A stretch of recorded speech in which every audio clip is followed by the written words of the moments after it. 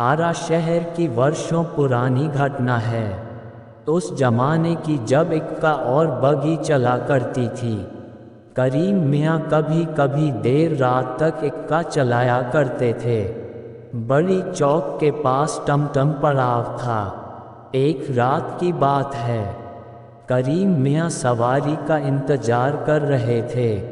उन्होंने सोचा कि 10-15 मिनट देख लेते हैं, सवारी मिली तो ठीक वरना घर वापस लौट जाएंगे।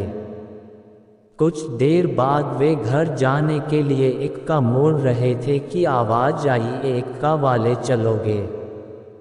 करीम मियाँ ने देखा दो बुजुर्ग मौलाना सफ़ेद कुर्ता पैजामा पहने खड़े थे।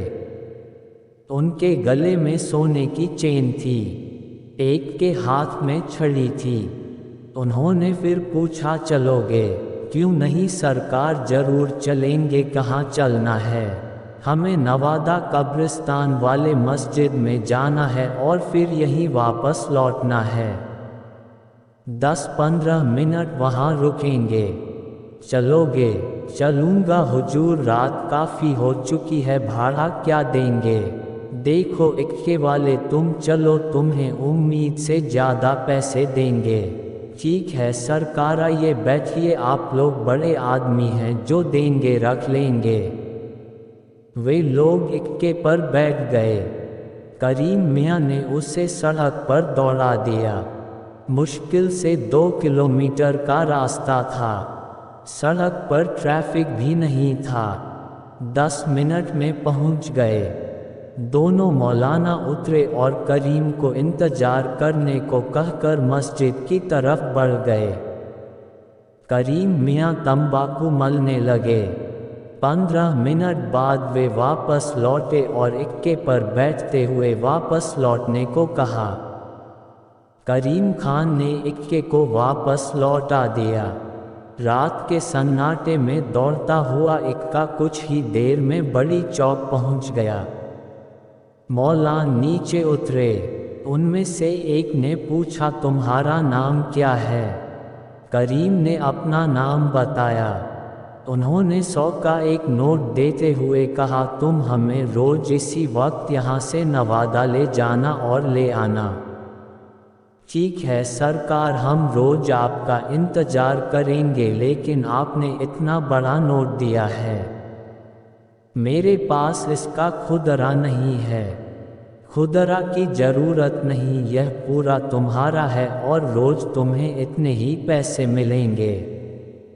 लेकिन सरकार, यह तो बहुत ज़्यादा है, इतना तो हम महीनों में भी नहीं कमाते हैं।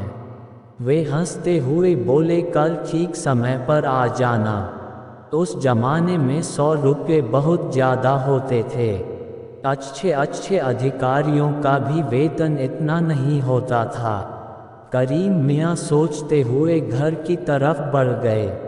अगले दिन से वे रात को मौलानाओं का इंतजार करता और हर रोज 100 का नोट मिल जाता। पैसा आने पर घर की हालत सुधरने लगी, रहन सहन का स्तर सुधरने लगा। पास पड़ोस के लोगों को समझ में नहीं आया कि उसकी कौन सी लॉटरी लग गई है। कुछ एक लोगों ने पुलिस में शिकायत कर दी। थाना के दारोगा ने रात के वक्त चौक पर सवारी समेत करीम मियाँ को दबोच लिया और टाउन थाना में लाकर बंद कर दिया। उन्होंने पूछा कि वे लोग कौन सा धंधा करते हैं। करीम ने सफाई देनी चाहिए तो बोले, ठीक है सुबह में बात करूँगा। सुबह के वक्त दारोगा जी थाना पहुँचे तो हाजत में करीम खान अकेला नजर आया। उन्होंने पूछा, मौलाना लोग कहाँ गए? सरकार, हमें झपकी आ गई थी, आँख खुली तो वे पता नहीं कैसे कहाँ चले गए। चाबी तो मेरे पास थी, ताला भी बंद है, फिर वे कैसे निकल गए? दरोगा ने बड़बड़ाते हुए कहा, सही सही बताओ, तुम्हारे पास इतना धन कहाँ से आया? सरकार, ये मौलाना लोग रोज मेरे इक्के पर नवादा जाते और वापस आते थे और 100 रुपया रोज देते थे। वे कोई जिन भूत तो नहीं थे? पता नहीं साहब, हम तो गरीब आदमी हैं, भाड़ा इतना ज़्यादा देते थे तो उनको ले जाने से मना कैसे करता। ठीक है, तुम जा सकते हो।